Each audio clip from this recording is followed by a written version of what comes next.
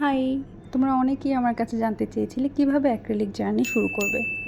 যেহেতু এটা অনেক বড় একটা বিষয়, আমি ঠিক করেছি কয়েকটা পার্টের মাধ্যমে তোমাদের বুঝাবো। তো আজকে প্রথম পার্টে থাকবে রং নিয়ে আলোচনা।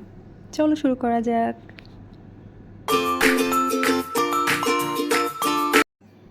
অ্যাক্রিলিক কালার কিন্তু অনেক ব্র্যান্ডের পাওয়া যায়। তো আমি তোমাদের যেটা দেখাচ্ছি সেটা হচ্ছে মন্টমার্টের। আমি এটাই ইউজ করি। তো এটা দেখো 12 ml এর মন্টমার্টের অ্যাক্রিলিক কালার। এছাড়া 36 ml, 75 ml, 100 ml এরও পাওয়া যায়। যেহেতু তোমরা বিগিনার, আমি তোমাদের সাজেস্ট করব অবশ্যই তোমরা অল্প থেকে শুরু করো, আগে প্র্যাকটিস করো, দেখো তোমরা পারছো কি না। অ্যাক্রিলিক কালার কিন্তু খুব দ্রুত বাতাসে শুকিয়ে যায়, তো তোমাদের চেষ্টা করতে হবে অল্প পরিমাণে বের করে ইউজ করার জন্য।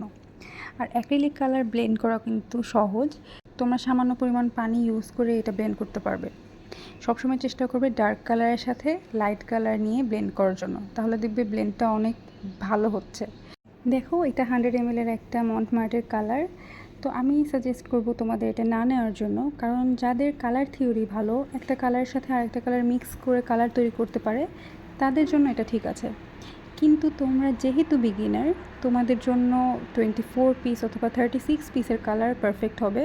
তাহলে তোমরা ইজিলি তোমাদের অ্যাক্রিলিক জার্নিটা শুরু করতে পারবে। তো আশা করি তোমরা বুঝতে পেরেছো। আই থিঙ্ক ভিডিওটা তোমাদের জন্য একটু হলেও হেল্পফুল হয়েছে। তো তোমাদের আর কোনো কোয়েশ্চেন থাকলে অবশ্যই আমাকে জানাবে কমেন্ট বক্সে। পার্ট 2 দ্রুতই আসবে। সেই পর্যন্ত ভালো থাকো। আল্লাহ হাফেজ।